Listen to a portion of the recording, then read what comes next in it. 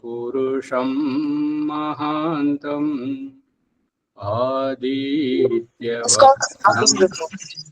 తమసా పరస్తాత్ ఏవ విదిత్వా అతిమృత్యుమేతి నాన్యః పంథా విద్యతే యనాయ నాన్యః పంథా విద్యతే యనాయ. ఓం శాంతి శాంతి శాంతి. ఈ యొక్క ఉపనిషత్ జ్ఞాన గంగా అధ్యాత్మ సత్సంగానికి వచ్చేసినటువంటి వారందరికీ నమస్తే, స్వాగతం, సుస్వాగతం. నమస్తే ఆచార్యజీ. సర్భ్యో నమో నమః ఆచార్యజీ. నమస్తే. నమస్తే ఆచార్యజీ. రాజమణమ్మ గారు ఆ పాట పాడండి, దాన్ని విడిగా చేద్దాం. ఇప్పుడు ఆచార్యజీ పాడండి.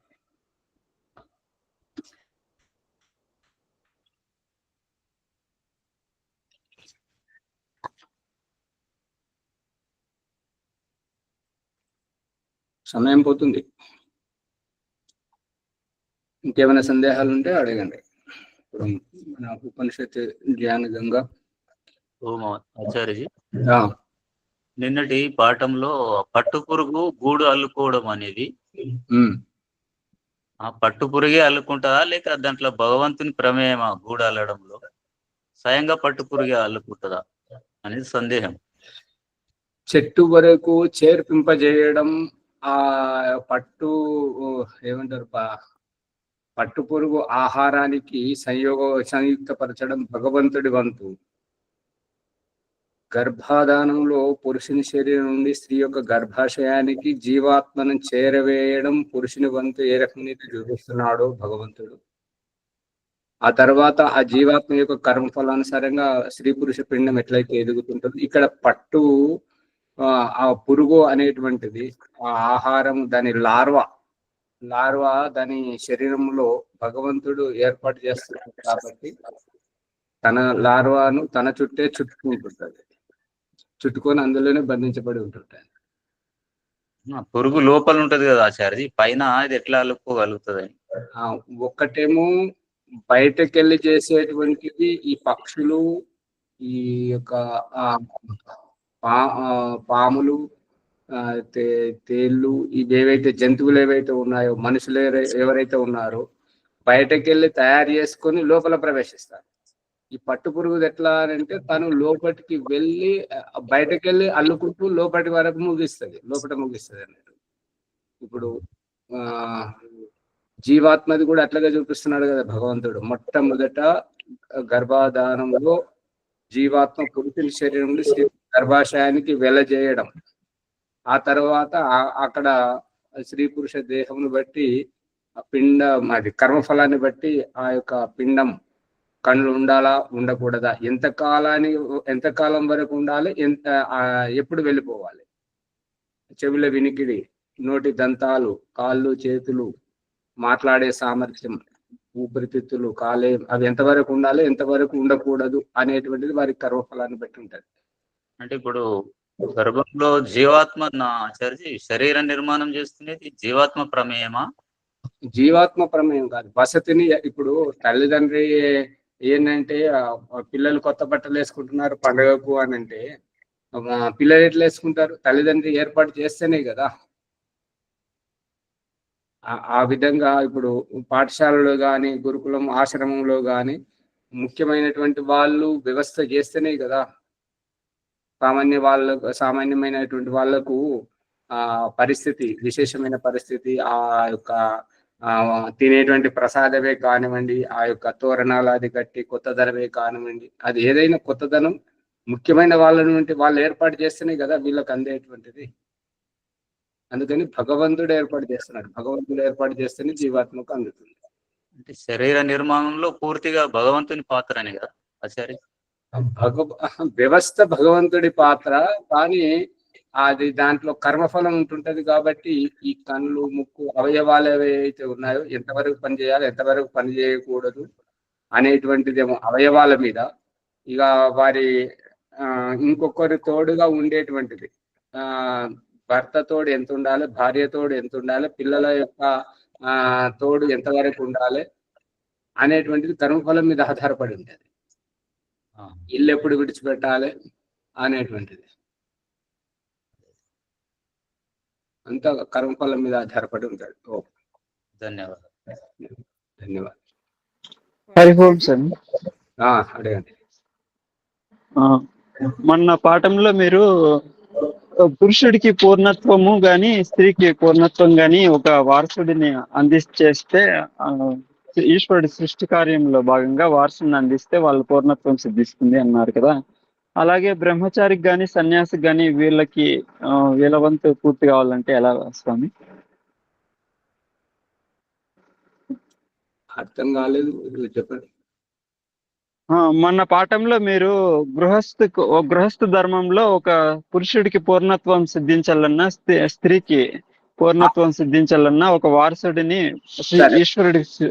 సరే ధన్యవాదాలు. దాని అభిప్రాయం ఏంటంటే అక్కడ ఈ యొక్క స్త్రీత్వం ఎప్పుడు పండుతుంది అని అంటే పరిపూర్ణత ఎప్పుడు అంటే సంతానాన్ని కనగలిగినప్పుడే. పురుషుని యొక్క పురుషత్వం ఎప్పుడు పరిపూర్ణం అంటే సంతానాన్ని కనగలిగేటువంటి సామర్థ్యంతో ఈ వివాహ వ్యవస్థలతోటి. ఈ పుత్రుడు అనే శబ్దానికి అర్థం చెప్తున్నది ఏంటంటే పున్నామ నరకము నుంచి తరింపజేసేవాడే పుత్రుడు. పున్నామ నరకం నుంచి ఆ సంతానం ఎవరిని తరింపజేస్తున్నారు అంటే తండ్రిని. అంటే ఎప్పటి వరకు అయితే సంతానాన్ని ఉత్పన్నం చేయలేరు అప్పటి వరకు పున్నామ అది నరకగ్రస్తుడే అనేటువంటిది ఈ శబ్దం యొక్క అర్థతాత్పర్యం. అందు గురించి పరిపూర్ణత అనేటువంటిది సమాజంలో కూడా ఉన్నటువంటిది ఏంటంటే సంతానాన్ని కనగలిగినప్పుడే. కనలేనటువంటి స్థితిలో వాళ్ళను ఒక బెకిలితనంతో భగవంతుడు వాళ్ళ బలహీనతను ఎత్తి చూపుతున్నాడు. నపుంసకుడు, పిల్లలు కనలేనివాడు అని ఎత్తి చూపేటువంటి అభిప్రాయం ఏంటంటే నీలో ఈ బలహీనత ఉంది, నువ్వు గుర్తించు అనేటువంటిది. అదే సంతానాన్ని కన్నటువంటి వారిని అటువంటి ఏ రకంగా ఎత్తి చూపడం లేదు. ఇది సమాజంలో సామాజిక వ్యవహారంలో భగవంతుడు చూపిస్తున్నటువంటి పేరు.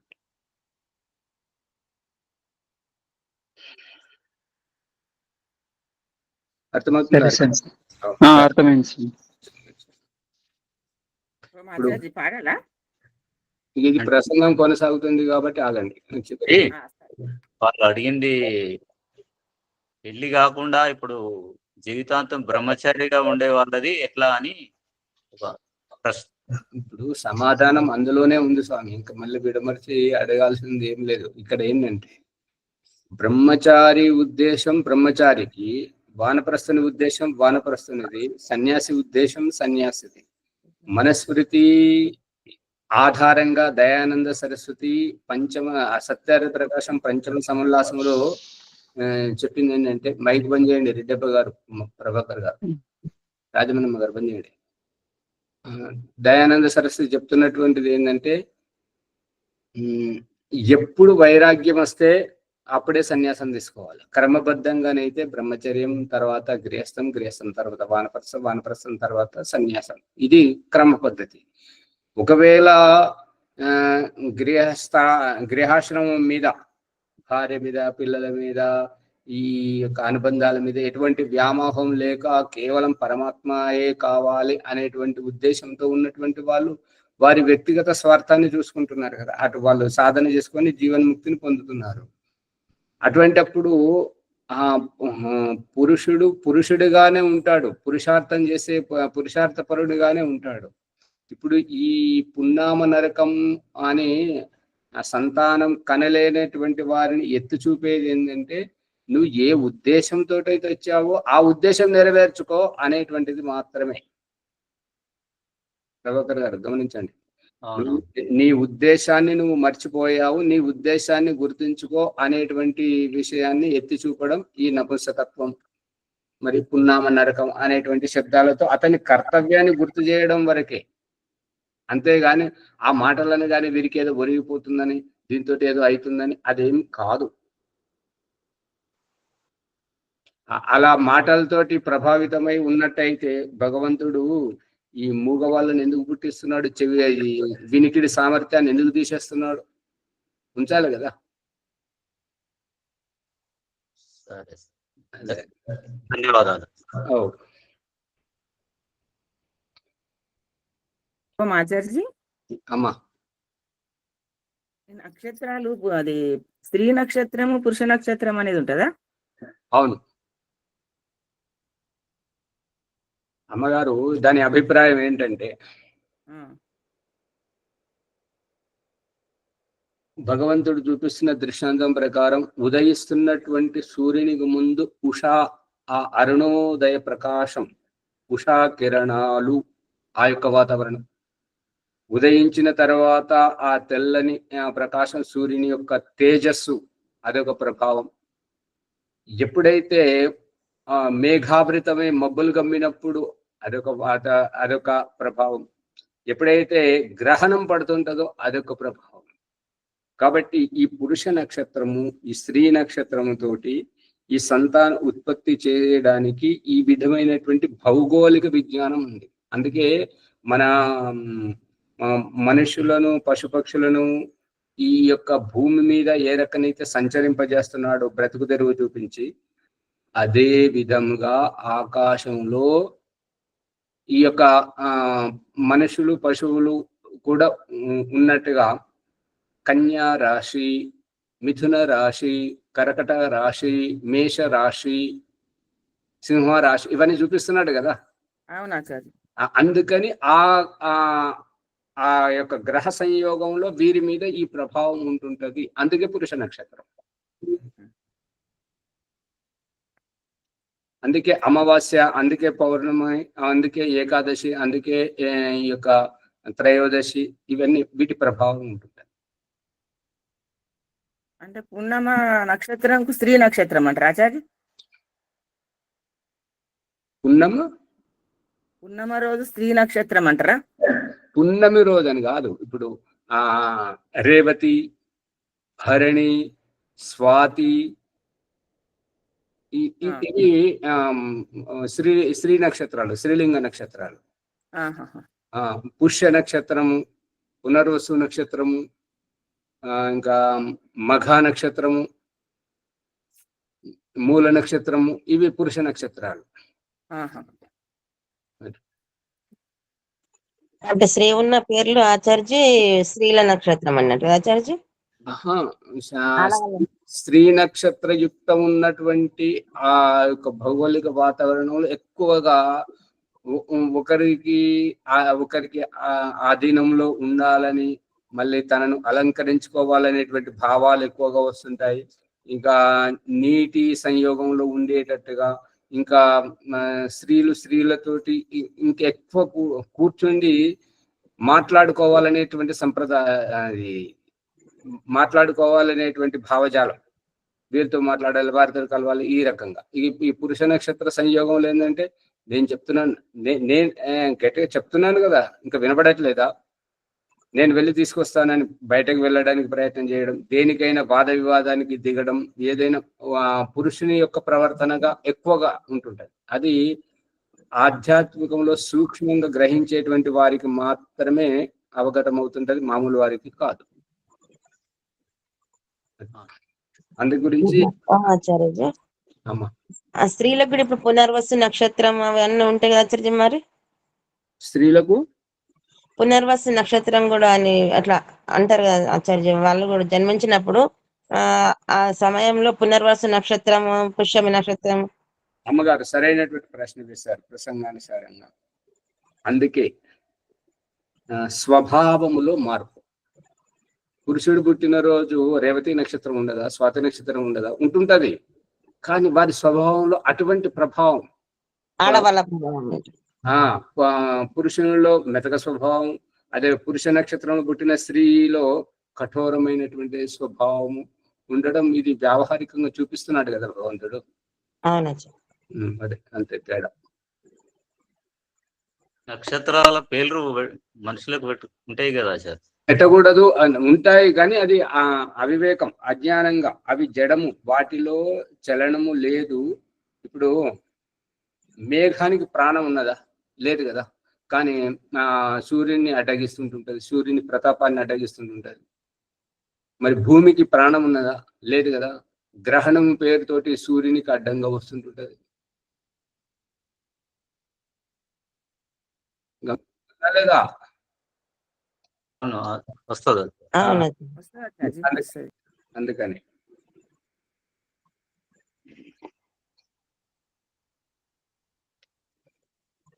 అయితే అతడి నక్షత్ర ప్రభావం ఉంటది పురుషుల మీద కానీ స్త్రీల మీద కానీ. ఆ నక్షత్ర ప్రభావం ఉంటది ఆచార్య. అదే కదా భగవంతుడు చూపిస్తున్నటువంటిది ఏంటంటే, చీకటిని చిమ్మేసి వెలుతురును ప్రసరింపజేసి ఇది దినమని, ఇది వెలుతురును కమ్మేసి చీకటిగా చేసి ఇది రాత్రి అని, ఈ యొక్క అంచెలంచెలుగా చంద్రుని కళలు క్షీణించిపోతుంటే అమావాస్యకు ఎదురుగా నడుస్తున్నామని, అంచెలంచెలుగా చంద్రుని యొక్క కళలు పెరుగుతూ ఉంటే పుణ్యంకి ఎదురుగా నడుస్తున్నాం అని చెప్పేసి మనకు చూపిస్తున్నాడు కదా భగవంతుడు. అవునాచార్య. అదే కారణం. ధన్యవాదాలు.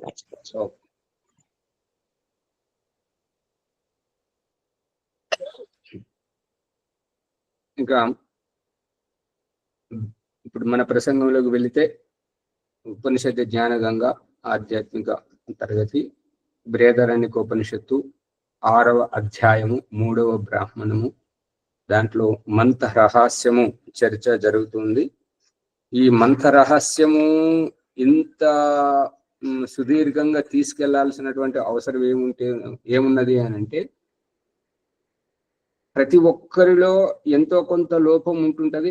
ఆ లోపము వీరిలో లేదు, వీరి లోపము వారిలో లేదు. కాబట్టి అన్ని లోపాలను సవరించాలనేటువంటి దృష్టికోణంతో సూక్ష్మాతి సూక్ష్మంగా తీసుకెళ్లడమే ఇంత విస్తృతంగా చెప్పాల్సినటువంటి అవసరం. అంతకు మినహా మరేమీ లేదు.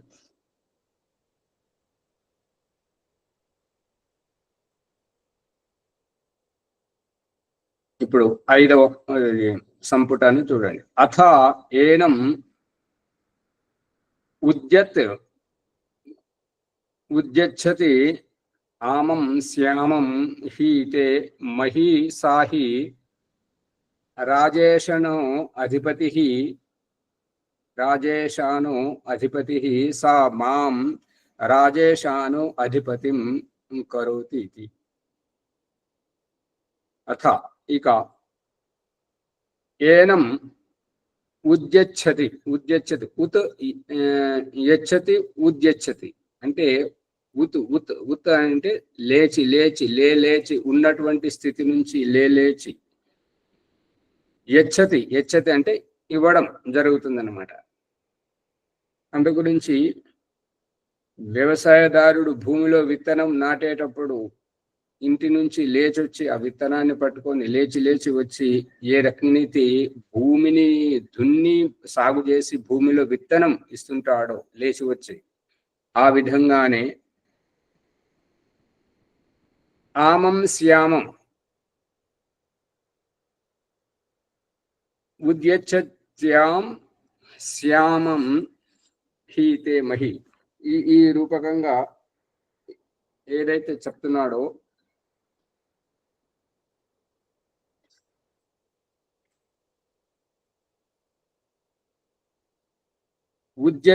ఉద్యచ్చతి అంటే పైకి లేబట్ట చేయడం. అంటే భూమికి విత్తనం ఇవ్వగానే భూమి మొలకెత్తించి ఇదిగో నువ్వు ఇచ్చావు, నువ్వు ఇలాంటిది ఇచ్చావు అనేటువంటిది చూపించడం.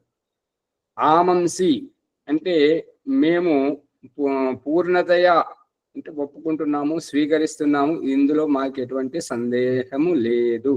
అంటే చమత్కారికంగా మాట్లాడేటువంటి వారు, ఆలోచన పరులైనటువంటి వారు ఏమంటారంటే, భూమి ఒకటే, సాగు చేసే విధానం ఒకటే, చేసేవాడు ఒకటే,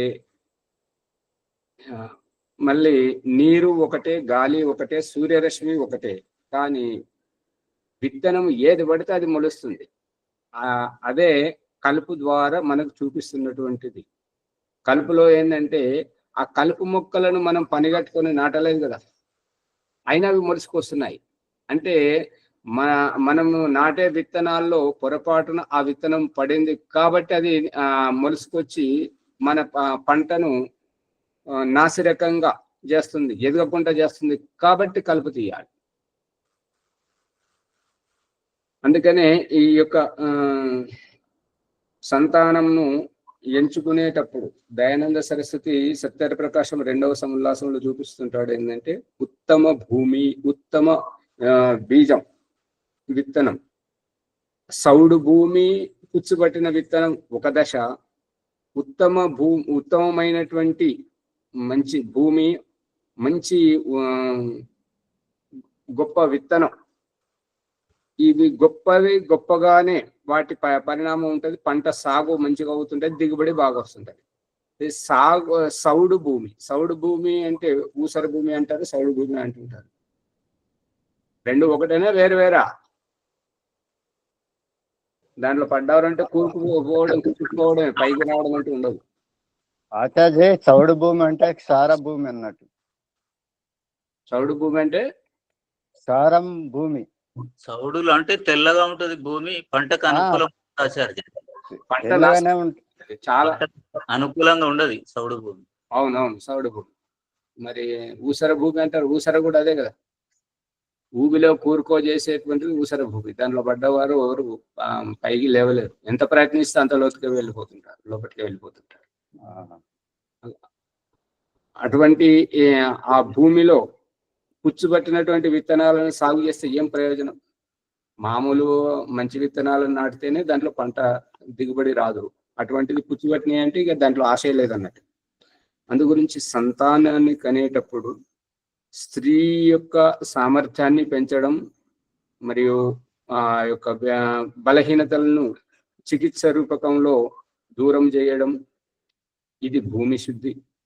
తర్వాత పురుషుని యొక్క శారీరక బలహీనతలను దూరం చేయడం, వారి శుక్రంలో ఉన్నటువంటి దోషానికి చికిత్స చేసి మెరుగుపరచడం, ఇది విత్తన శుద్ధి. ఈ విధంగా సంతాన ఉత్పత్తి గురించి దయానంద సరస్వతి చెప్పాడు.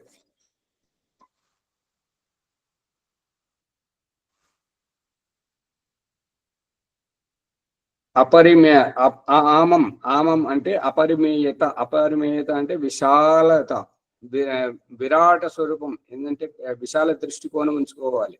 సంకుచిత భావం అనేటువంటిది కాదు. సంకుచిత భావం అంటే సామెత పుట్టుకొచ్చింది కదా, మా ఇంటికి వస్తే ఏం తీసుకొస్తారు, మీ ఇంటికి వస్తే మాకేమిస్తారు. అంటే ఎటుబెట్టి తనకే చెందాలని చూస్తున్నాడే కానీ మరి తన కృతజ్ఞత భావంగా నేను కూడా నీకు ఇది ఇస్తాను అనేటువంటి ఇచ్చిపుచ్చుకునే వ్యవహారం తెలియని వ్యక్తి.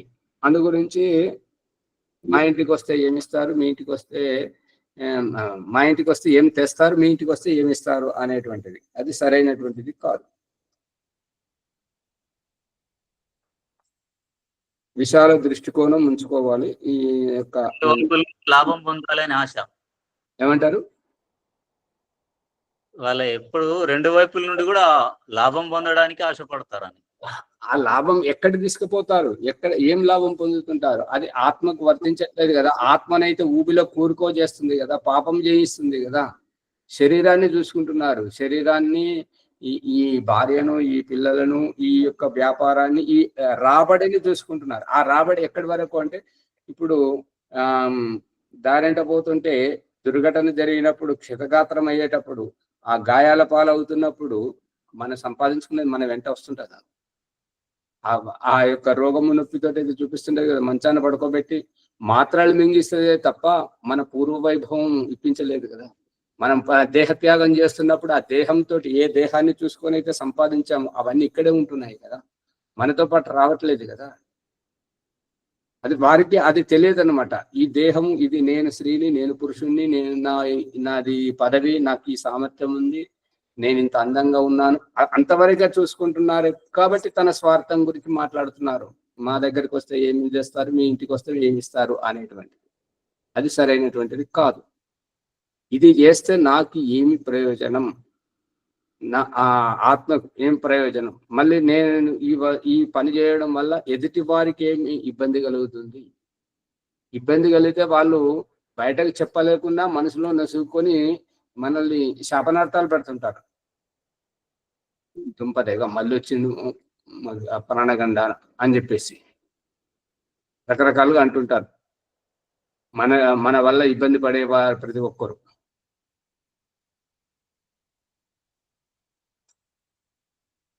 అటువంటి భావజాలానికి అలవాటు పడ్డదే ఈ దైన్యం, నీ దుంపదేగా అనేటువంటిది.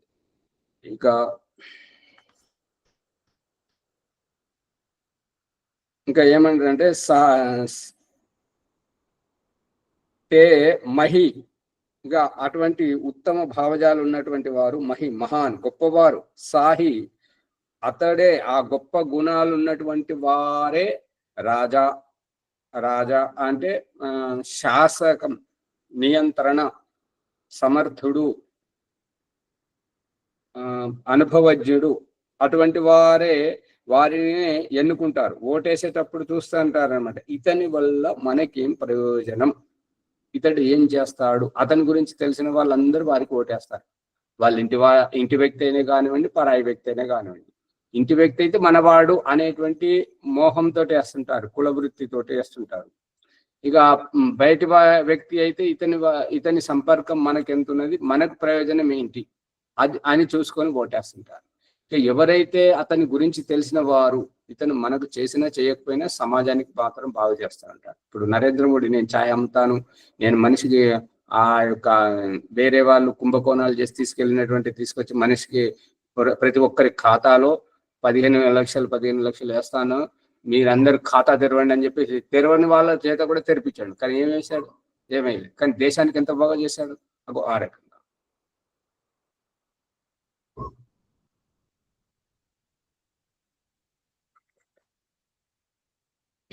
ఈశాన అంటే ఐశ్వర్యం ఉన్నటువంటి అతను ప్రభు సామర్థ్యాన్ని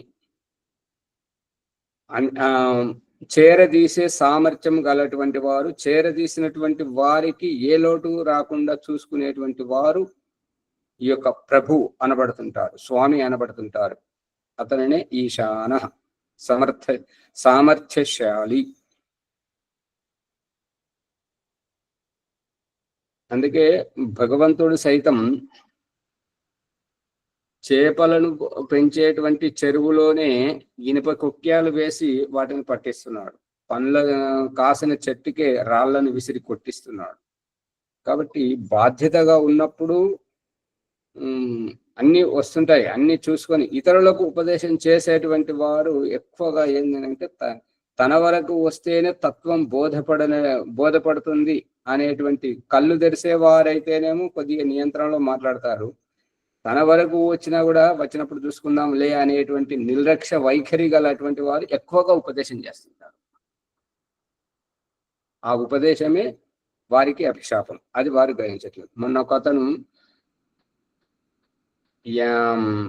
పతంజలి చెప్తున్నటువంటిది ఏంటంటే, యమ నియమాలలో అస్థేయం, దొంగతనం చేయకూడదు అనేటువంటిది. వారు ఏమన్నారంటే, అంతకంటే ముందు మీ దగ్గరికి వస్తాం ఆచార్య, మాకు వేదం చెప్పాలి, మాకు సత్యమైనటువంటిదే చెప్పాలి అని అన్నారు. వారు మామిడికాయలు తీసుకపోతే వారి ఫోటోలు ఈ బయట గ్రూపులో కాదు, మన ఆశ్రమ గతివిధుల గ్రూపులో పెడితే ఇందులో చీడ పురుగులు ఉంటారు కదా, ఆ చీడ పురుగులు ఇదిగో మీ ఫోటోని ఇట్లా పెట్టాడు అని చెప్తే, ఎందుకంటే ఇది చిచ్చు పెట్టి తమాషా చూడడం అలవాటు అయిపోయింది అన్నట్టుగా. ఎంతసేపు వ్యవస్థను కుప్పగూల్చాలనేటువంటిది. మొన్న కొబ్బరి చెట్లు కొట్టేసిన దాంట్లో కూడా వాళ్ళది భాగం ఉన్నది, అటువంటి వాళ్ళు అనమాట. అయితే అతనేమన్నాడంటే, చూసారా నేను పోయి ఆశ్రమానికి పోయి ఇన్ని మామిడికాయలు చెప్పుకుంటే నా ఫోటో గ్రూపులో పెట్టాడు అని చెప్పుకుంటున్నాడు. ఎంతమందికి ఫోన్ చేసి చెప్పుకుంటున్నాడు. అంటే అతడు ఏదున్నా మనసులో ఏది దాచుకోవడం అనమాట, ఉన్నది ఉన్నట్టుగా బయటగా అనేస్తారు. అంటే ఏది అంటున్నాడో తెలియదు. అంటే నేను దొంగతనం చేస్తాను, నా దొంగతనం పట్టుబడింది అని చెప్పుకోవడమే. అందరికి ఫోన్ చేసి నేను మామిడికాయలు తెంపితే ఆశ్రమానికి పోయి మామిడికాయలు తెంపుకుంటే ఫోటోలు గ్రూప్లో పెట్టండి అని చెప్పేసి. వెలుగుతుందా లేదా ఏం ఊరికైనా కూర్చుంటున్నారు, మొహాలు దాచుకుంటే కెమెరాలు బంద్ చేసుకుని రాజమన్నమ్మ గారు ఏంటిది అంతా భీమరావు గారు. అర్థమవుతుంది ఆచార్య.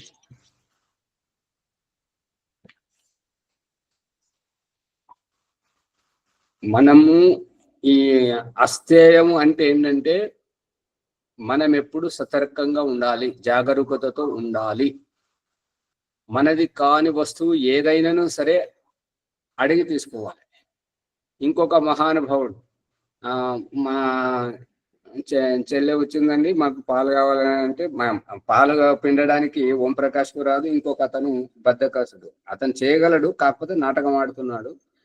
అయితే ఇంకొక వ్యక్తిని పిలిస్తే అతను వచ్చి లీటర్న్నర తీసుకుపోతున్నాడు.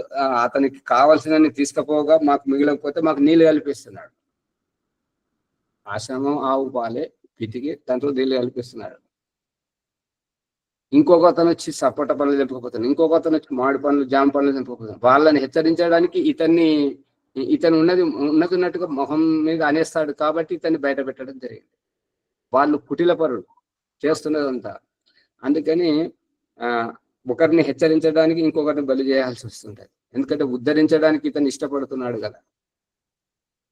నన్ను ఉద్ధరించండి, నాకు వేద జ్ఞానం చెప్పండి అంటే ముందు ఆచార్యుడని పేరు పెట్టుకున్నప్పుడు మనకు నలువైపులా కళ్ళు ఉండాలి. ఇప్పుడు ఒక స్త్రీకి యవ్వనంలో ఉన్నటువంటి వారు కానీ ఇంకెవరైనా కానీ బయటకు వెళితే నలువైపులా చూసుకుంటూ వెళ్ళాలి. కేవలం ముందు దారి చూసుకుంటూనే కాదు, వెనక ఎవరు వస్తున్నారు, ఎటువంటి ఏ ప్రమాదం ఉన్నది అనేది తన జాగ్రత్తలో తను వెళ్ళి రావడం.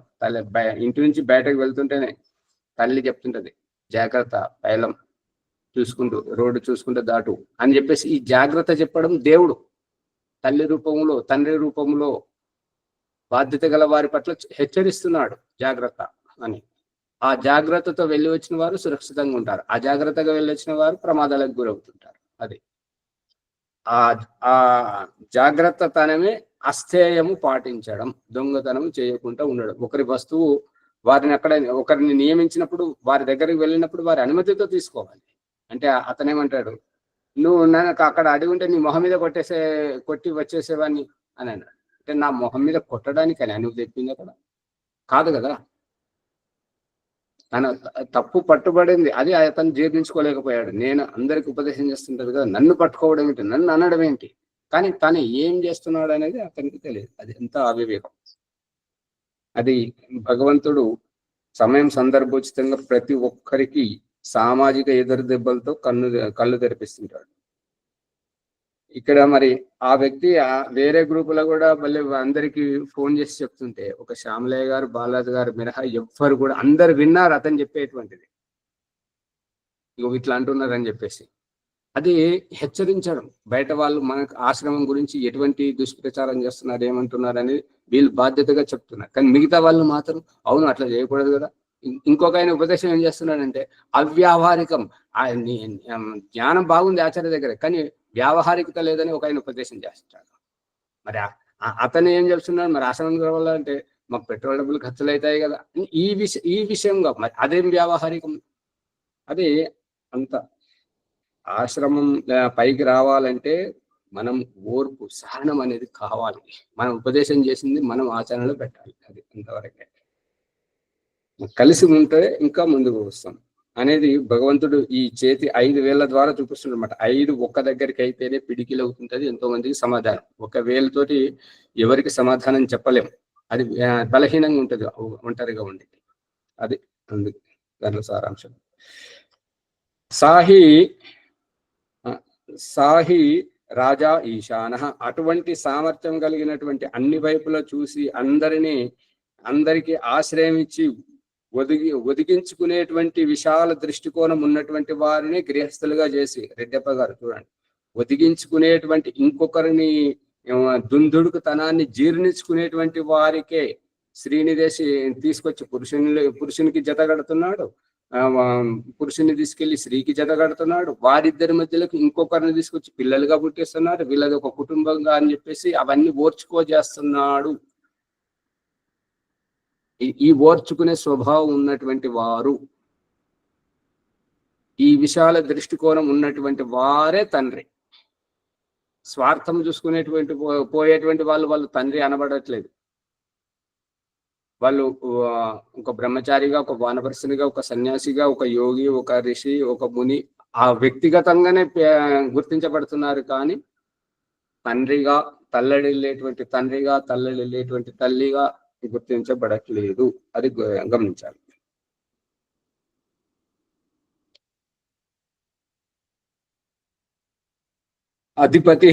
అధిపతి అని అంటే రక్షకుడు, పాలకుడు, బాధ్యత గలవాడు, ఏదొచ్చినా కూడా తొందరపడినటువంటి వ్యక్తి,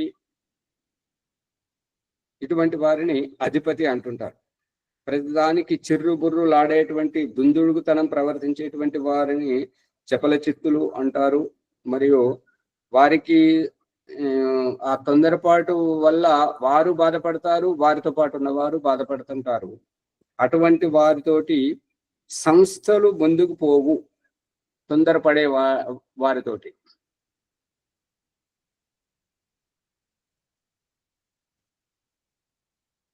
ఆ సంస్థలకు తోడ్పడేటువంటి వారిని కూడా ట్రస్ట్ పేరు మీద ఎంచుకునేటప్పుడు ఏంటంటే వీరి వల్ల ఈ సంస్థకు ఏమిటి ప్రయోజనం, వీరు సంస్థను ఏ రకంగా కాపాడుతున్నారు అనేటువంటివి, ఏ రకంగా సహకరిస్తున్నారు అనేటువంటి విశాల దృష్టికోణమును చూసి వారిని దగ్గరికి చేర్చుకోవడం జరుగుతుంది. వారిని బాధ్యత అప్పగించడం, సదస్సులు అంటే బాధ్యతగా. అంతేగాని మీరు ఎప్పుడు పడితే అప్పుడు పిలిస్తే మేము నౌకలరామా, మీకు జీతగాళ్ళమా, మాకు కూడా ఖర్చు అవుతుంటది కదా అనేటువంటి స్వభావము బాధ్యతారహితమైనటువంటి, తన కర్తవ్యాన్ని గుర్తించట్లేదు. భగవంతుడు నాకు ఈ అవకాశం ఇచ్చాడు అనేటువంటిది గుర్తించినటువంటి వ్యవహారం. సహా ఆ యొక్క అధిపతిగా ఉన్నటువంటి, బాధ్యతగా ఉన్నటువంటి అతను నాకు రాజా ఈశాన ఐశ్వర్యశాలి అధిపతి ఇటువంటి బాధ్యతను అప్పగిస్తున్నావు స్వామి. నా బాధ్యతను సాధ్యమైనంత వరకు నేను ముందుకే తీసుకెళ్తాను, కానీ వెనుకకు తీసుకురాలేను, ఎవరిని ఉత్సాహాన్ని నీరుగార్చలేను, ఎటువంటి అభద్రతా భావాన్ని ప్రదర్శించను. ఈ అభద్రతా భావంగా మాట్లాడేతనంగా నువ్వేంటి నేనేంటి, నీకు చేస్తే నాకేం ప్రయోజనం, ఇటువంటి భాష సరైనటువంటిది కాదు, బాధ్యత రహితమైనటువంటిది అనేటువంటిది.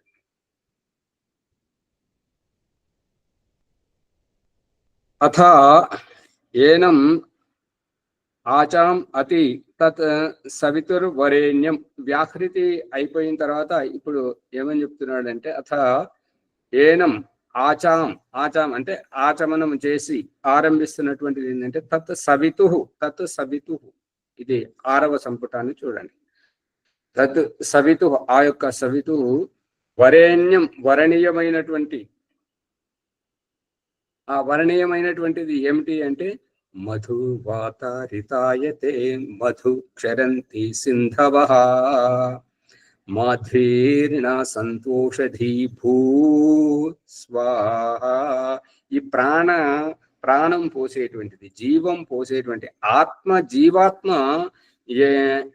ఎప్పుడు అనబడుతుంది, ఎటువంటి లక్షణాలతో అనబడుతుంది అనేటువంటిది భూ అనే శబ్దానికి వ్యాఖ్యానం చేస్తున్నాడు. ఏమిటి అంటే తత్ సవితు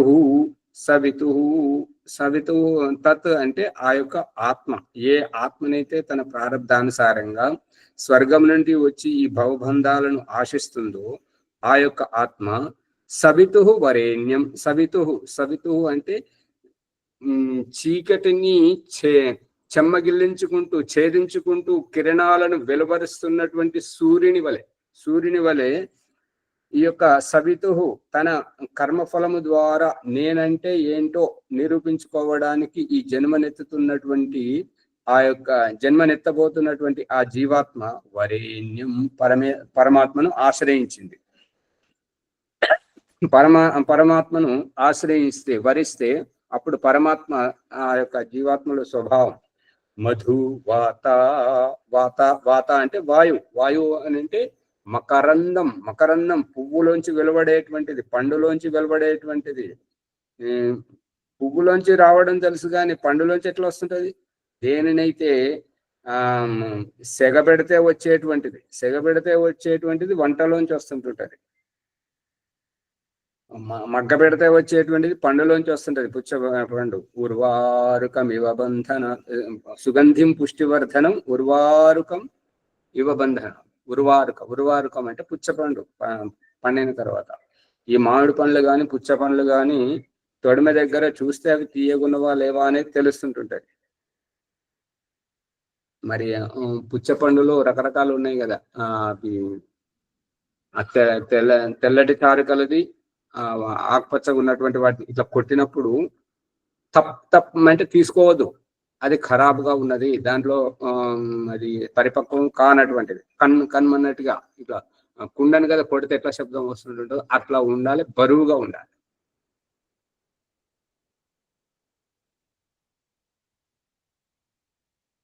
ఇక తెల్లటి పుచ్చపండు అయితే తొడిమ దగ్గర చూడగానే మంచి వాసన వస్తుంటాయి. మధువాత భగవంతుడు ఈ యొక్క డైని అమ్మగారి ఆశ్రమంలో ఏమంటారంటే అమావాస్య పుణ్యాన్ని చేసేటప్పుడు దేవుడికి తీయక పెట్టాలి అని చెప్పేసి ఎక్కువగా తీపి చేసి అమావాస్య పుణ్యానికి ఆహుతులు ఇప్పిస్తుంటది. అయితే ఇక ఓం ప్రకాష్గా తక్కువ తింటుంటాడు కాబట్టి వీరికి తక్కువ తీపేస్తుంటాడు. కానీ ఏమంటుంటది అంటే మనం ఎక్కువ తినాలి. భగవంతుడు ఇక్కడ ఏం చెప్తున్నాడంటే మనం మధురంగా తినాలి కానీ తీపి తినకూడదు. తీపి ఎవరైతే తింటారో ఎముకలు బలహీనం అవుతుంటాయి, పళ్ళు పుచ్చిపోతాయి, ఇది కారణం. అందుకని తీపి తినకూడదు, మధురంగా తినాలి. ప్రకృతి పరంగా భగవంతుడు చూపిస్తున్నటువంటి దృష్టాంతం. రితాయతే మధు, రితాయతే ఆ మధు ఏ రకంగా ఎంత పరిమాణంలో వాడాలి అని అంటే రితాయతే ఋతు అనుకూలంగా, ఋతు అనుసారంగా ఏ ఋతువులో వచ్చేటువంటి పండ్ల ద్వారా తీపి భగవంతుడు మనకు అందిస్తున్నాడో ఆ విధంగా మధురంగా తినాలి కానీ తీపి తినకూడదు అనేటువంటిది అభిప్రాయం. మధు క్షరంతి సింధవ, మధు తీయదనం, ఆ యొక్క పండ్ల నుంచి సువాసన. ఇప్పుడు మార్కెట్లో మామిడి పండ్లు తక్కువగా ఉన్నాయి, ఆ కలర్ను చూసి ఎగబడేది తినేటప్పుడు జాగ్రత్తగా చూసుకొని తినండి. ఎందుకంటే తక్కువగా ఉన్నాయి కాబట్టి కొద్దిగా రేట్ ఎక్కువ ఉన్నా కూడా మంచి చూసి తీసుకోండి. ఆ రంగును చూసి తీసుకోవద్దు, తొడిమ దగ్గర చూస్తే మంచి వాసన వస్తుంటాయి. అది మధుక్షరంతి, ఆ తీయదనాన్ని ప్రసరింపజేయడం, అభివ్యక్తపరచడం.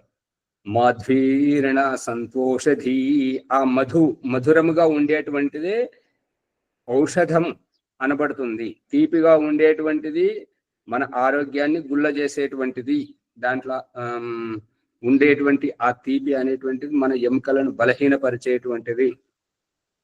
అందుకని తీపి తిన్నటువంటి వాళ్లకు పళ్ళు పాడైపోవడం మరియు ఎముకలు బలహీనపడడం, తొందరగా విరగడం అటువంటివి జరుగుతుంటాయి.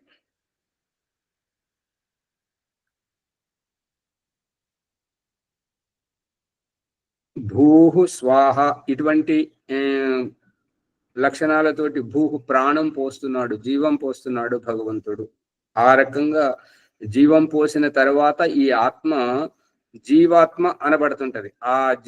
ఆ జీవాత్మయే ఈ యొక్క పంచతన్మాత్రలు, ఈ యొక్క జ్ఞానేంద్రియాలు, కర్మేంద్రియాలు, మనస్సుతో పాటు దేహాంతరం పునర్జన్మ గురించి పయనిస్తూ ఉంటుంటది. ఇంకా ఎప్పుడైతే జీవన్ముక్తి పొందేటువంటి సమయం వస్తుంటుందో ఈ యొక్క జీవాత్మలో జీవం ఏదైతే ఇప్పుడు పోసుకుంటున్నదో అప్పుడు ఆ జీవితాన్ని వదిలిపెట్టడం, అంటే పునర్జన్మకు వెళ్ళేటువంటి వాహనాన్ని వదిలేయడం.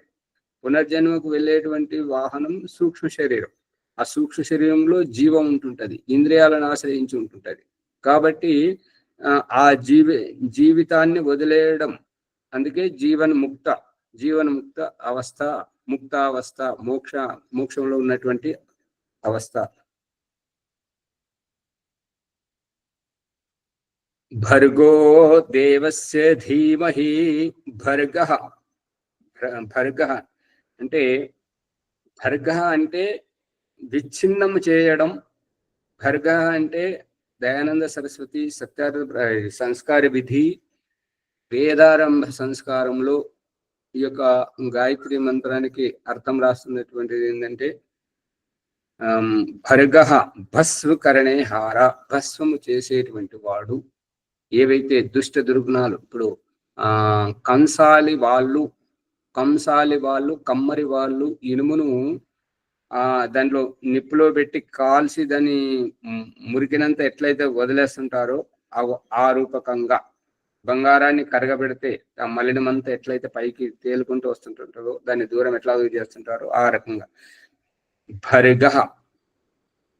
భర్గో దేవస్య, భర్గ అంటే భస్మం. ఈ యొక్క భగవంతుడు ఎటువంటి వాడు అని అంటే లింగ పురాణంలో శివుని గురించి చెప్పబడుతున్నటువంటిది. లింగ పురాణం అని అనకూడదు, కానీ శివపురాణంలో చెప్పబడుతున్నది ఏంటంటే వినాయక చవితి గురించి చెప్తున్నప్పుడు శివుణ్ణి ఉపాసిస్తున్నటువంటి రైతులకు నీకెందుకే ఇద్దరు భార్యలు, ఒకరు సరిపోరా, పార్వతిని ఉంచుకొని మాకు గంగను బదులు మేము అది నీటి బొట్టు కోసం ఇబ్బంది పడుతున్నాం, మా పంటలు పండట్లేదు, మా ప్రాణులను అంతరించిపోయేటువంటి ఉన్నాయి, నువ్వు శ్మశానంలో ఉండేవారికి నీకెంత ఇద్దరు భార్యలు ఎందుకు అని చెప్పేసి అతన్ని రెచ్చగొట్టి గంగమ్మ చేత వర్షాన్ని కురిపింపజేసుకునేసరికి పంటలు బాగా పండితే అతను వాళ్ళు కృతజ్ఞత భావంగా, ఆ రైతులు కృతజ్ఞత భావంగా పండిన పంటను మొట్టమొదట నైవేద్యము మా మొరను ఆలకించినటువంటి శివుడికే అంకితం చేయాలనేటువంటి కృతజ్ఞత భావంతో వచ్చి వేడుకుంటే, మరి మా ప్రార్థనతోటి వర్షాన్ని కురిపించి పంటలు పండించావు కదా, మరి మా పంటను మొదట నువ్వే ఆరగించు అని చెప్పేసి పిలవడానికి వస్తే, నేను తపస్యలో ఉన్నాను, నేను రావడం కుదరదు అని అంటాడు. మరి మీకు కృతజ్ఞత భావం వ్యక్తం చేయకుండా మేము ఈ రకంగా స్వీకరిస్తే మళ్ళీ ఇంకోసారి మేము ఏదైనా ప్రార్థన చేస్తే మళ్ళీ మా మొరను ఆలకించలేవేమో, అందుకని నేను రావాల్సిందే అని అంటే, అప్పుడు అంటాడు నేను రాలేను కానీ నా కుమారులను తీసుకెళ్ళలేమని అంటే, కుమారస్వామి ఈ వినాయకుడు అంటే వాళ్ళే రైతులు ఏమన్నారంటే, మేము ఇద్దరికి పెట్టలేము స్వామి, ఎవరైనా ఒకరైనా పంపించు అని అంటే, అప్పుడు నాన్న నేను వెళ్తానని చెప్పేసి కుమారస్వామి అయ్యప్ప మరి వినాయకుడు ఇద్దరు పోటీ పడుతుంటే, సరే మన ఊరు చుట్టూ ఉన్నటువంటి 7 నదుల్లో స్నానం చేసి రాండి, ఎవరైతే స్నానం చేసి తొందరగా ముందుగా వస్తుంటారో వారినే పంపిస్తానంటే, అయ్యప్ప స్వామి వాహనం నెమలి కాబట్టి ఆయన సుర్రున్న ఎగిరిపోయాడు. వినాయకుడు పెద్ద బుజ్జతోటి పెద్ద శరీరం, ఆయన వాహనం చిన్నది కాబట్టి వినాయకుడికి అర్థమైపోయింది, నేను వెళ్ళలేను, తమ్ముడే వెళ్తున్నాడు అని చెప్పేసి నిరుత్సాహంతో, నాన్నగారు నన్ను కన్నది నువ్వే, నాకు ఈ పందెము పెట్టింది నువ్వే, నాకు ఈ శరీరం ఇదంతా ఇచ్చింది అంతా నీ చేతిలోనే ఉంది కాబట్టి నీవే నాకు దిక్కు అని చెప్పేసి నాన్న చుట్టూ తిరిగి ప్రదక్షిణ చేస్తూ ఉంటుంటే, ఎక్కడెక్కడ కుమారస్వామి నెమలి ఎక్కి స్నానం చేయడానికి నదిలో ప్రవేశిస్తుంటే స్నానం ముగించుకొని వినాయకుడు బయటకు వస్తున్నట్టుగా అక్కడ కనిపిస్తుంటాడు అనమాట. ఇక్కడి ప్రసంగంలో ఇక్కడ ఏంటంటే భర్గో దేవస్య, భర్గ అంటే ఈ జీవాత్మ భగవంతుణ్ణి ఉపాసించేటువంటి, భగవంతుని ఆజ్ఞను జవదాటనటువంటి అగ్నిహోత్రం చేసేవారు, సంధ్యోపాసన చేసేటువంటి వారు ఎవరైతే ఉంటుంటారో వారు భర్గ, పాపాలను క్షయము చేసుకున్నటువంటి వారు భర్గ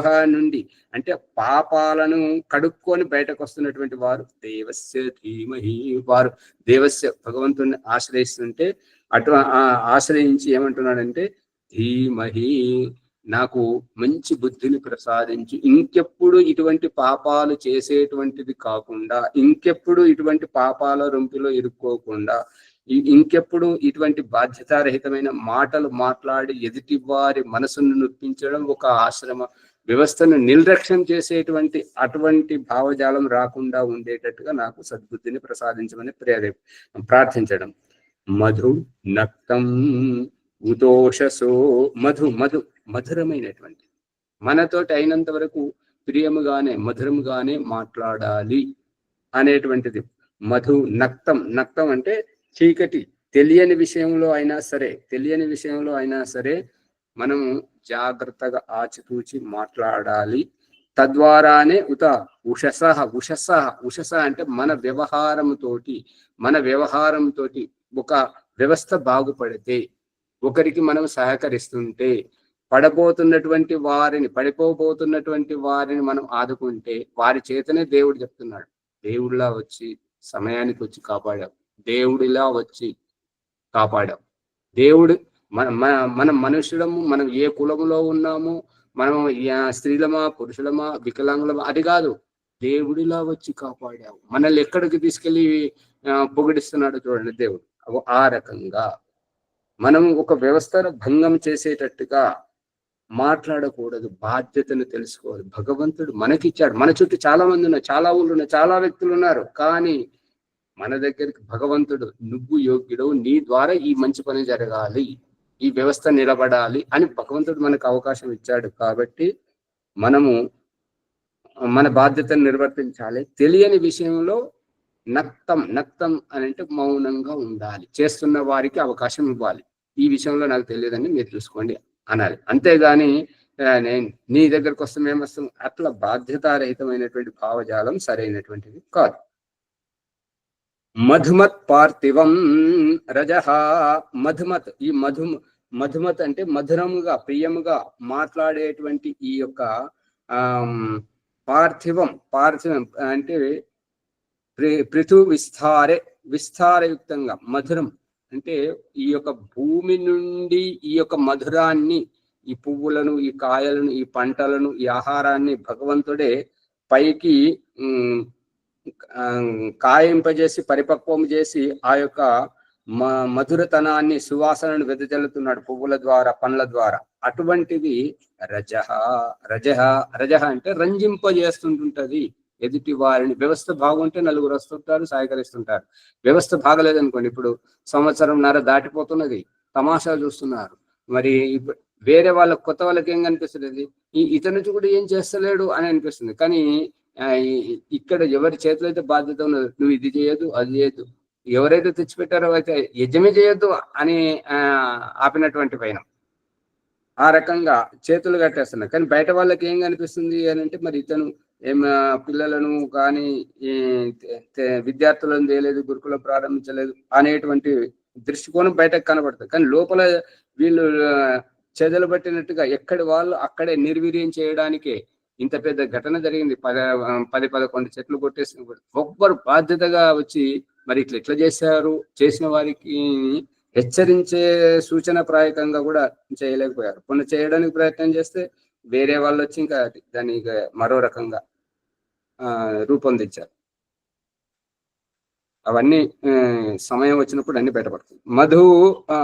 మధు జోహు అస్తు నహ పిత.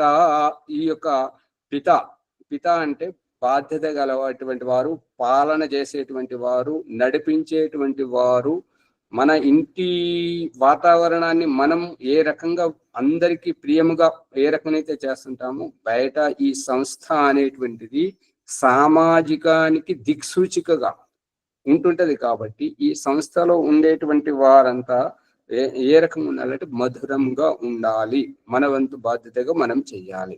మన వంతు బాధ్యతను మనం సక్రమంగా చేసిన తర్వాత జరగాల్సిన దానికి మనం బాధ్యులం కాదు. కానీ మన ద్వారానే ఏవైనా జరిగితే మాత్రం అది మనం అయోగ్యము అనేటువంటి భాష అభివ్యక్తం అవుతుంటది. ఎదుటి వారి ముందు చులకనైపోతుంటాం. కంచే చేను వేయడం అనేటువంటిది ఈ భావం ఇక్కడ అది కోకొల్లలుగా అన్ని రంగాల్లో కనిపిస్తుంటది అనమాట. ఇక తర్వాత భూవాహ, సమయం అయిపోతుంది కాబట్టి భూ వరకే ఆపేసి రేపు భూవాహ గురించి చెప్తున్నాం. దీంట్లో సత్యాన్ని గ్రహించాలి, అసత్యాన్ని వదిలేయాలి. మనం గొప్పగా ఎదగడానికి భగవంతుడు ఈ యొక్క మాధ్యమాలను, గురువును, శిష్యులను, ఈ గ్రంథాలను, ఇదంతా ఏంటంటే మాధ్యమాలు. ఏ కోణంతో, ఏ భావంతో నువ్వు సవరించుకుంటావు, బాగుపడుతుంటావు, మెరుగులు దిద్దుకుంటావు, నీ ఇష్టం. నేను అన్ని కోణాల్లో నీ దగ్గరికి నా అభిప్రాయాన్ని చేరవేస్తున్నాను అనేటువంటిదే ఈ ఆధ్యాత్మికత. నమస్తే. కుసుమ గారు అర్థమవుతుందా లేదా? ఓం నమస్తే ఆచార్య. సర్వేభ్యో నమో నమః. ఈ నక్షత్రాల ప్రభావం, మళ్ళీ ఇంకా చాలా విషయాలు గాయత్రి మంత్రం యొక్క భావార్థము తెలియజేసుకున్నందుకు ధన్యవాదాలు ఆచార్య. ఈ ఎపిసోడ్ ని అందరూ లైక్ చేసి, షేర్ చేయండి, సబ్స్క్రైబ్ చేసుకోండి. ధన్యవాదాలు. ఈరోజు వైదిక సంధ్య సువర్చలమ్మ గారు. ఒక్క నిమిషం అమ్మగారు, రాజమణమ్మ గారు పాడండి ఇవాళ ఒకసారి చూద్దాం. పాడాలా ఆచార్య? తెలిస్తే విడిగా రికార్డు చేద్దాం. పాడాలా ఆచార్య? అది ఓం ప్రకాష్ నెల 5 రోజులు 35 రోజులు హిమాలయానికి పేరుతోటి అటు బయట ఉత్తర భారతం వెళ్ళొచ్చాడు. కాబట్టి హిమాలయానికి వెళ్ళినప్పుడు అక్కడ వారికి కలిగినటువంటి భావజాలమే క్రియాత్మక యోగాభ్యాసం పేరుతోటి ఒక గేయం రచన చేయడం జరిగింది. దానిని లయ దాని పాడే విధానం అంతా రాజమణమ్మ గారు రచన. ఓం ప్రకాష్ పాడే విధానం రాజమణమ్మ గారు ప్రయత్నిస్తున్నారు. చూడండి, దీంట్లో ఏమున్నా కూడా చెప్పండి, మళ్ళీ దాన్ని రేపు సవరించవచ్చు.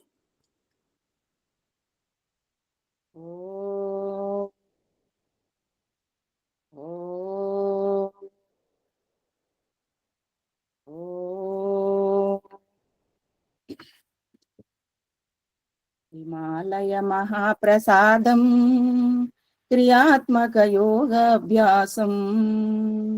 హిమాలయ మహాప్రసాదం క్రియాత్మక యోగాభ్యాసం. ఉద్గీత ప్రాణ సాధనలో ఎదుగు సాధక.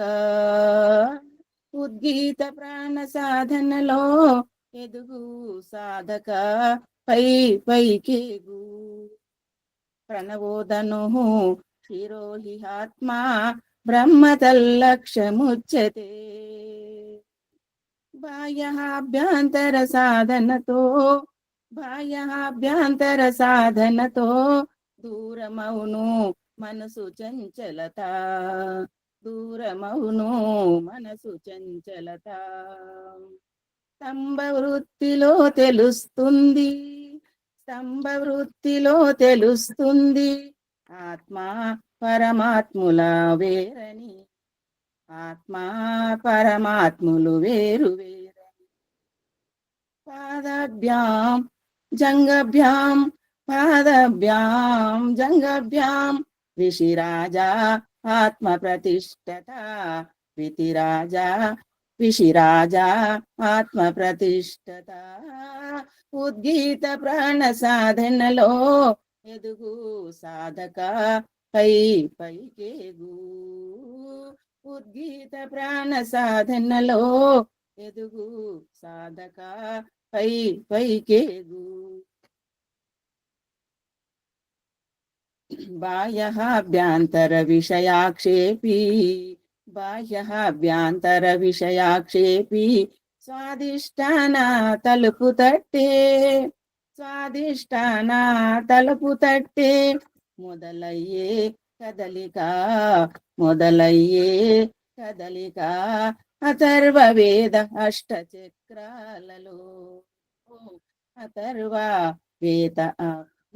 అష్టచక్రాలచో.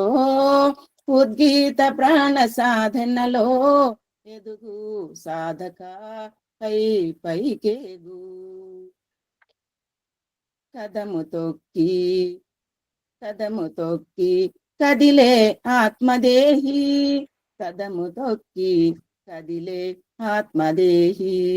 ఊర్ధ్వగామి అయి దేహము నుండి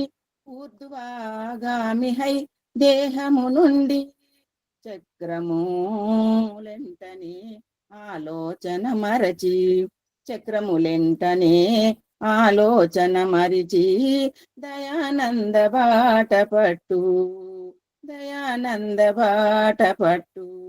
ఋషి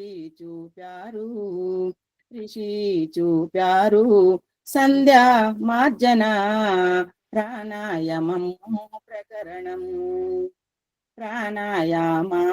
ప్రకరణము. ఉద్గీత ప్రాణ సాధనలో ఎదుగు సాధక. పైకేగు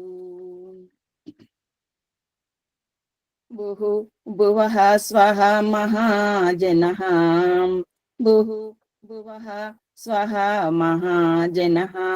తపః సత్యం కం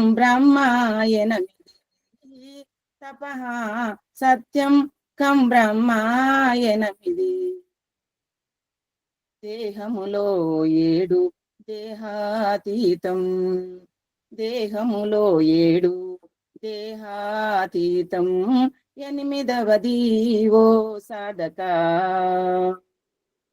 ఎనిమిదవది ఓ సాధక, ఉద్గీత ప్రాణ సాధనలో ఎదుగు సాధక, పై పైకేగు.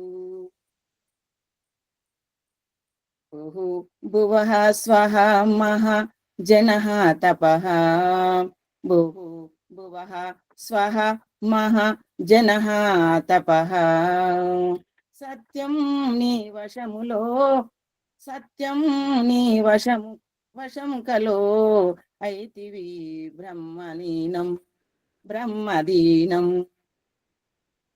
ఒక్కొక్క చక్రమందు ఒక్కొక్క చక్రముందు ఏగేవో ఇంద్రియాలు నీ వశమవును. ఒక్కొక్క చక్రం ముందు ఏగేవో ఇంద్రియాలు నీ వశమవును. ఉద్గీత ప్రాణ సాధనలో ఎదుగు సాధక, పై పైకేగు. ఇంద్రియ విజయవో సాధక, ధ్యాస పెట్టు యోగ సాధన పట్ల. ఇంద్రియ విజయ ఓ సాధక, ధ్యాస పెట్టు యోగ సాధన పట్ల. ఇడా పింగళ గురి సాధించు, ఇడా పింగళ గురి సాధించుకొని పోవును సహస్రముకు సహస్రముకు. ఉద్గీత ప్రాణ సాధనలో ఎదుగు సాధక, పై పైకేగు. చేయించును ఆత్మలో ధ్యానం, చేయించును ఆత్మలో, చేయించును ఆత్మతో ధ్యానం. అక్కడవును బ్రహ్మ సాక్షాత్కారం, అక్కడగును బ్రహ్మ సాక్షాత్కారం. ఉద్గీత ప్రాణ సాధనలో ఎదుగు పై పై పై పైకేగు. తదేవాగ్ని తద్వయూతదు, తదేవాగ్ని తద్వయూతదు, చంద్రమా తాపా స ప్రజాపతి స ప్రజాపతి. ఏడవ చక్రం సహా, ఏడవ చక్రం సహస్రం, ఏడవ చక్రం సహస్రం దాటావో ఎనిమిదవది ఓం కం బ్రహ్మ, ఓం కం బ్రహ్మ.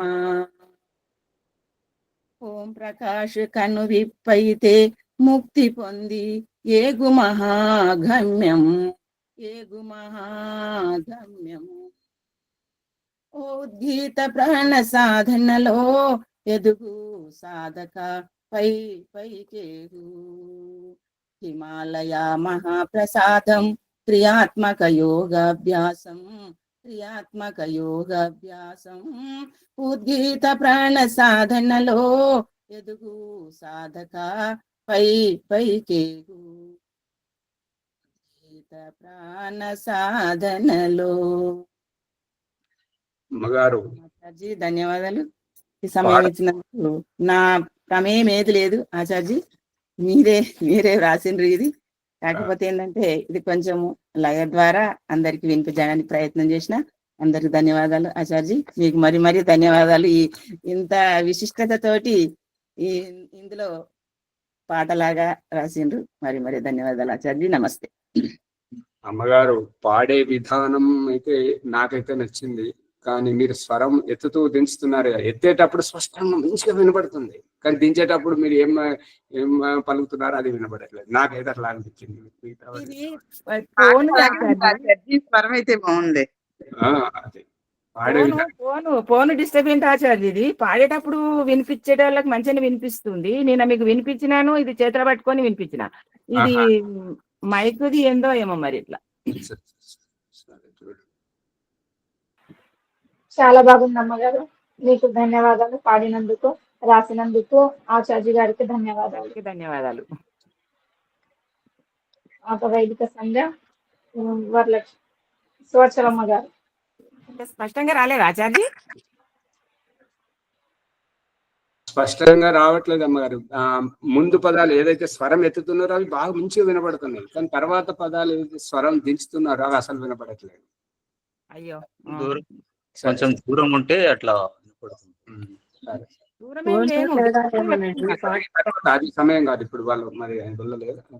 సంధ్యోపాసన చేయించండి. సువర్చలమ్మ గారు ఇవాళ పుష్పమ్మ గారు చెప్పండి, అమ్మగారికి ప్రకరణం ఏంటి? అమ్మగారు ప్రాణాయామ మంత్రములు, అఘమర్షణ మంత్రముల యొక్క భావార్థం. అంతే. అట్లాగే అంటే బ్రహ్మయజ్ఞం సంధ్యోపాసన. ఓం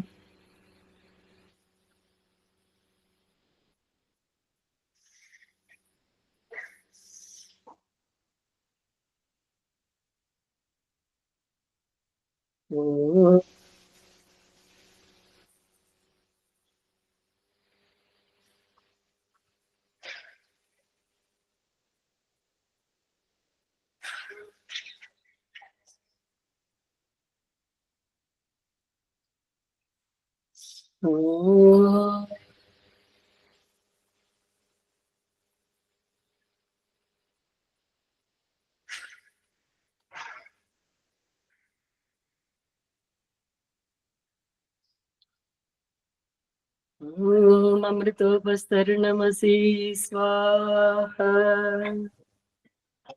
ఓం అమృతాపిధానమసి స్వాహ. ఓం సత్యం యశః శ్రీమయి శ్రీకిసయతాం స్వాహ. ఆచమన మంత్ర. ఓం శన్నో దేవీరభిష్టయ आपो भवन्तु पीतये संयोरभिस्रवन्तु नः. अतः इंद्रिय स्पर्श मंत्राः.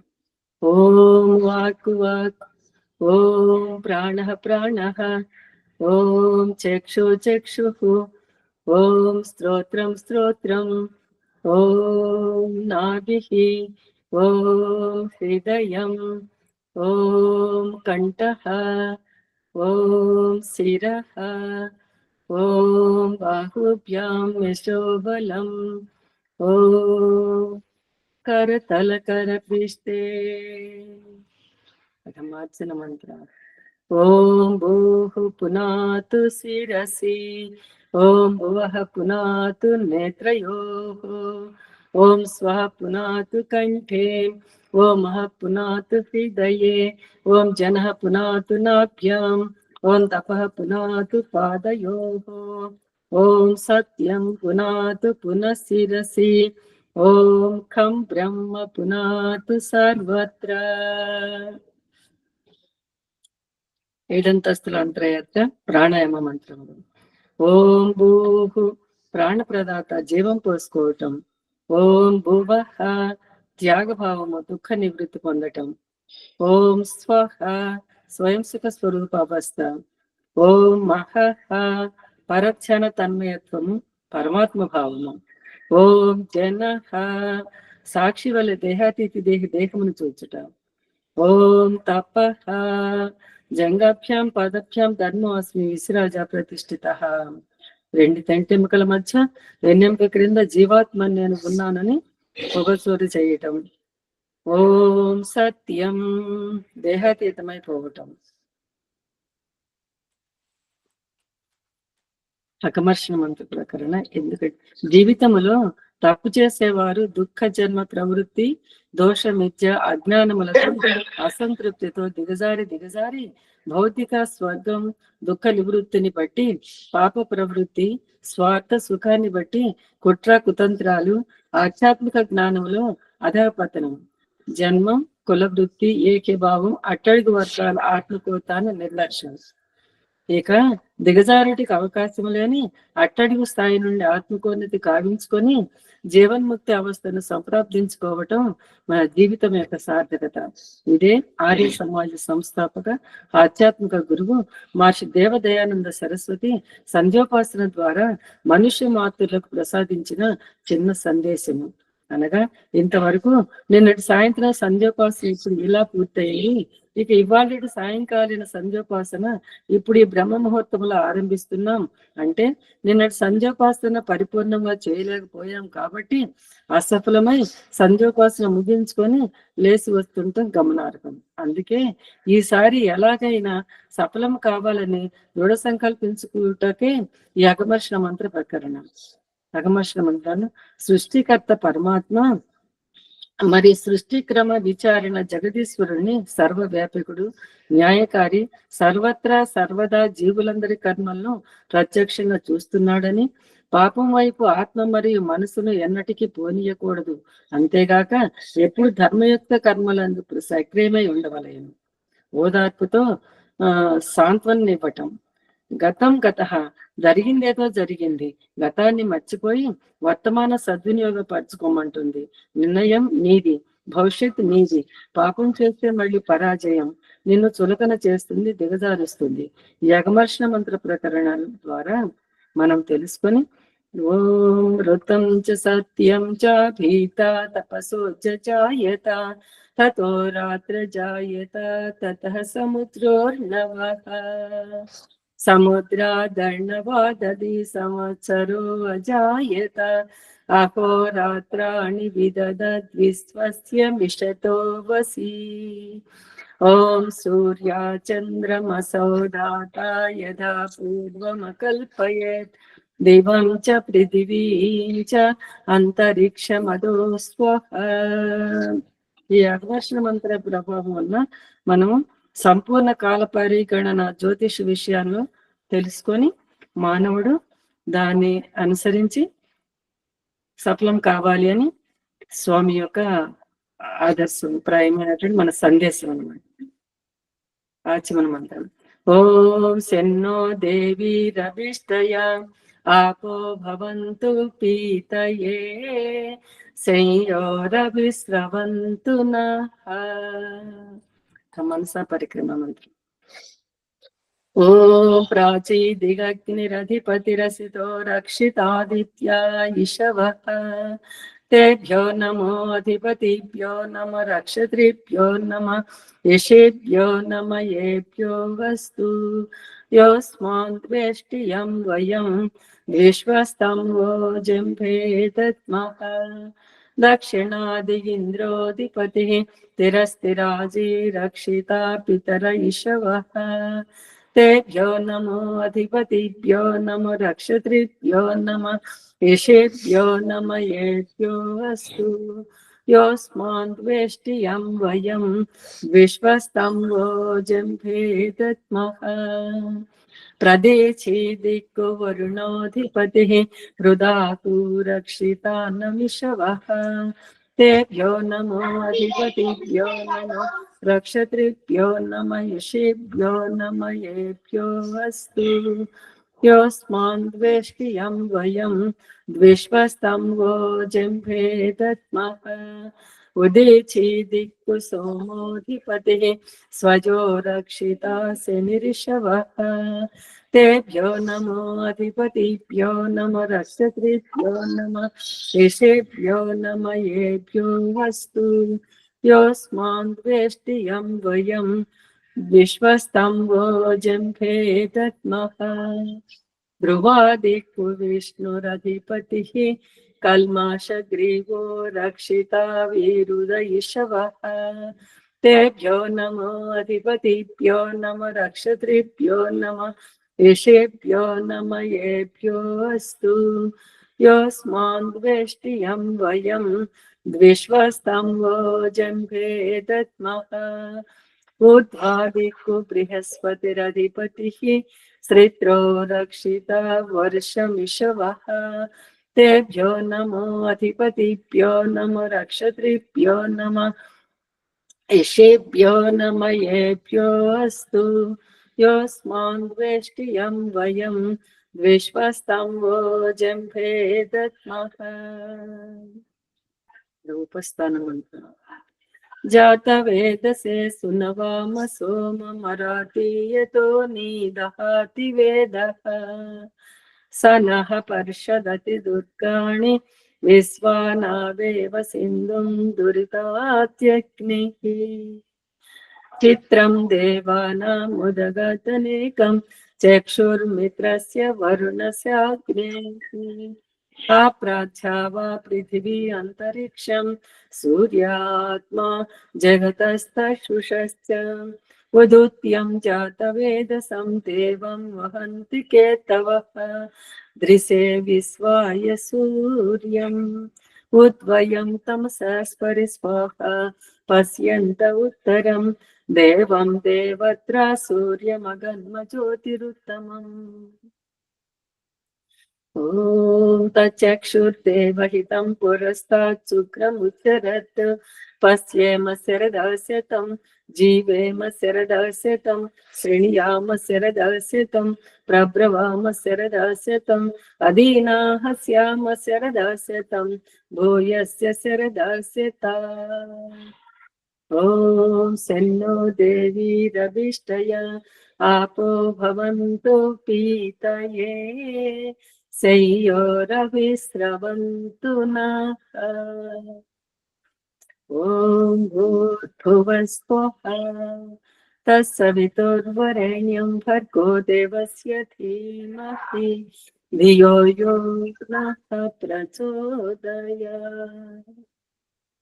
హే ఈశ్వర దయానిదే మీ అనంత కృప వల్ల మేము చేస్తున్న జప ఉపాసనాది కర్మముల మూలమున ధర్మ అర్ధ కామ మోక్షముల నుండి చతుర్విధ పురుషార్థముల సిద్ధిని ఈ జన్మయందే సంప్రాప్తించుకొందుముగాక ఓం నమ శంభవాయ చ మయ భవాయ చ నమ శంకరాయ చ మయస్కరాయ చ నమ శివాయ చ शिवतराय च ॐ शन्नो देवीरभिष्टय आपो भवन्तु पीतये शय्योरविस्रवन्तु नः इति ब्रह्मयज्ञ समाप्तं धन्यवादः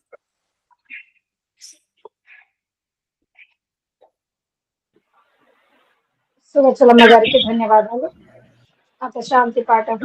ఓం దేవ శాంతి అంతరిక్షం శాంతి పృథివీ శాంతి ఆపః శాంతి ఓషధయః శాంతి వనస్పతయః శాంతి విశ్వే దేవాః శాంతి బ్రహ్మ శాంతి సర్వం శాంతి శాంతిరేవ శాంతి సామా శాంతిరేధి. ఓం శాంతి శాంతి శాంతి. ఓం నమస్తే ఆచార్య. సర్వేభ్యో నమో నమః. అందరి ఎపిసోడ్ ని లైక్ చేసి షేర్ చేయండి, సబ్స్క్రైబ్ చేసుకోండి. ఏదైనా సందేహాలు ఉంటే కామెంట్ రూపంలో పెట్టండి. రేపటి వైదిక సంధ్య వరలక్ష్మమ్మ గారు మనసా పరిక్రమ మంత్రాల యొక్క భావార్థం.